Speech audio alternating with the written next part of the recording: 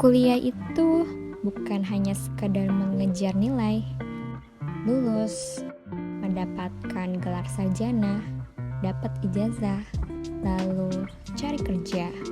It's more than that. Memang sih pendapat tersebut tidak salah teman-teman. Tapi apa iya kita sebagai makhluk ciptaan Allah yang sempurna memiliki akal dan pikiran hanya digunakan untuk menjalani rutinitas standar kayak gitu? Teruntuk kita yang sedang kuliah pada tahap akhir, tentu pastinya memiliki tugas akhir yaitu menyusun skripsi. Dan kita sebagai mahasiswa harus memiliki keterampilan dalam menulis karya ilmiah. Izinkan saya berbagi berbagai hal dalam penyusunan karya ilmiah. Dan semoga hal ini bisa bermanfaat bagi kita semua. Karena lebih baik mengetahui dan memahami, lalu dipersiapkan sebelum kita menyesal. Tulis ilmiah merupakan karangan yang menjelaskan sebuah pendapat hasil dari pengamatan, tinjauan, dan penelitian dalam bidang tertentu menggunakan metode tertentu dengan sistematika penulisan. Ia pun sesuai dengan kaidah dan kebenaran yang dapat dipertanggungjawabkan. Karya tulis ini dibuat dengan prinsip-prinsip ilmiah berdasarkan data dan fakta. Bisa menggunakan dengan observasi, eksperimen, dan kajian pustaka. Fungsi dan manfaatnya.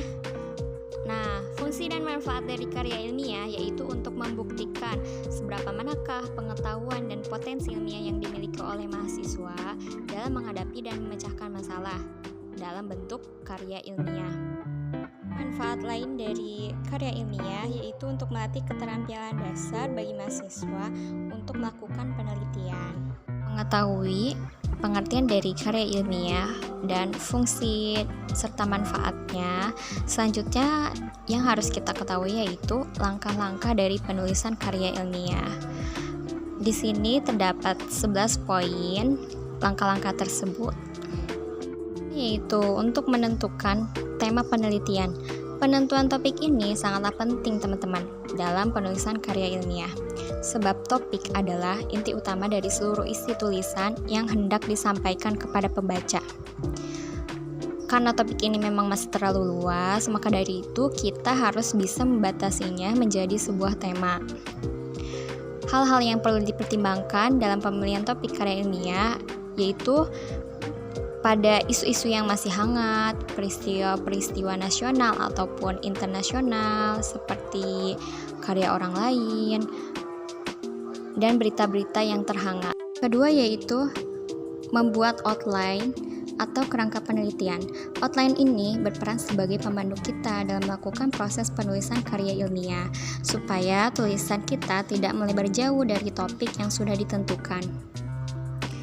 Seperti halnya ketika kita membuat tema dengan tema pendidikan, maka pembahasan tersebut akan menjurus kepada pendidikan.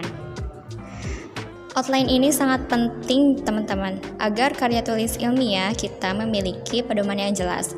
Lalu bagaimana jika kita sudah menulis outline, tiba-tiba ada ide baru nih? Jika hal tersebut terjadi, maka tidak apa-apa. Bahkan boleh untuk menambahkan pada poin-poin outline yang sudah disusun. Poin yang ketiga yaitu mengumpulkan bahan. Bahan bisa didapatkan dari berbagai media, baik cetak maupun media massa. Bahan-bahan tersebut haruslah dikumpulkan, terutama yang relevan dengan topik dan tema yang akan kita tulis. Pemilihan bahan yang relevan ini bisa dengan cara membaca atau mempelajari bahan secara sepintas dengan menilai kualitas isi bahan.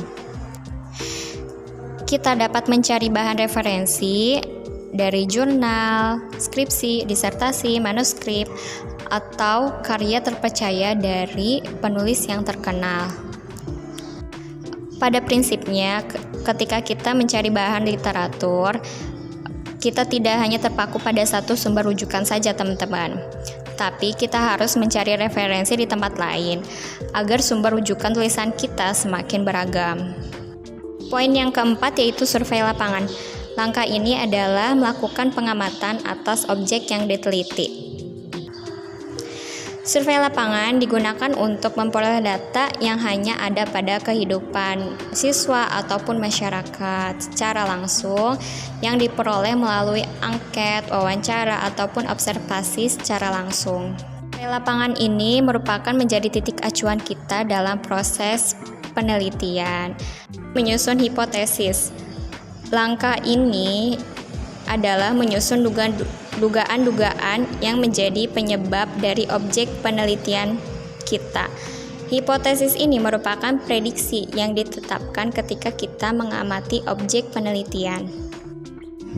Lalu selanjutnya, menyusun rancangan penelitian. Merupakan kerangka kerja bagi peneliti yang dilakukan. Menyusun rancangan penelitian sebagai langkah ketiga dari langkah-langkah menulis karya ilmiah. Hal ini merupakan kerangka kerja bagi penelitian yang dilakukan. Lalu, melaksanakan percobaan berdasarkan metode yang dirancangkan. Langkah ini merupakan kegiatan nyata dari proses penelitian dalam bentuk percobaan terkait penelitian yang dilakukan. Percobaan yang kita lakukan haruslah signifikan dengan objek penelitian. Melaksanakan pengamatan dan pengumpulan data. Setelah melakukan percobaan atas objek penelitian dengan metode yang direncanakan, maka selanjutnya kita melakukan pengamatan terhadap objek percobaan yang dilakukan. Menganalisis dan menginterpretasikan data dari hasil pengamatan yang sudah dilakukan. Di langkah inilah kita akan mencoba untuk meneliti dan memperkirakan apa yang akan terjadi dari pengamatan dan pengumpulan data kita. Merumuskan kesimpulan dan teori. Langkah ini mencoba untuk menarik kesimpulan dari semua yang didapatkan dari proses percobaan, pengamatan, penganalisaan, dan penginterpretasian terhadap objek penelitian. Macam-macam karya ilmiah. Yang pertama yaitu makalah. Saat menyebutkan makalah, pastinya kita sudah tidak asing lagi, bukan? Jadi, makalah merupakan salah satu karya ilmiah. Secara isi, itu mengulas topik ataupun permasalahan yang disertai dengan pembahasan lengkapnya. Proses pembuatan makalah pun dibuat berdasarkan data yang telah ada di lapangan yang sifatnya empiris objektif. Dengan kata lain, makalah bentuk dari karya tulis ilmiah yang dapat dipertanggungjawabkan. Yang kedua yaitu skripsi. Pastinya kita sudah tahu nih jenis ini. Dari segi pengambilan data dan penulisan pun juga berdasarkan pada hasil penelitian ataupun kajian yang dilakukan penulis.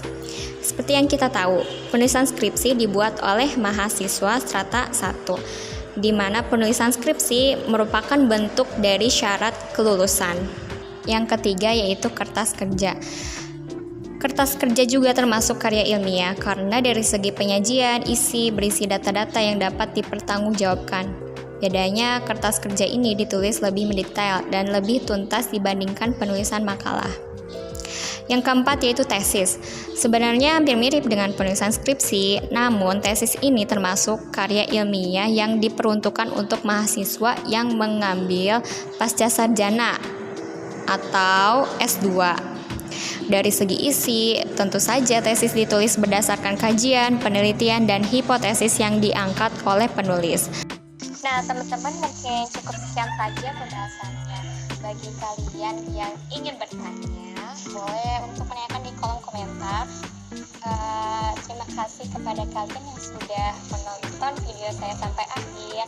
Wassalamualaikum warahmatullahi wabarakatuh.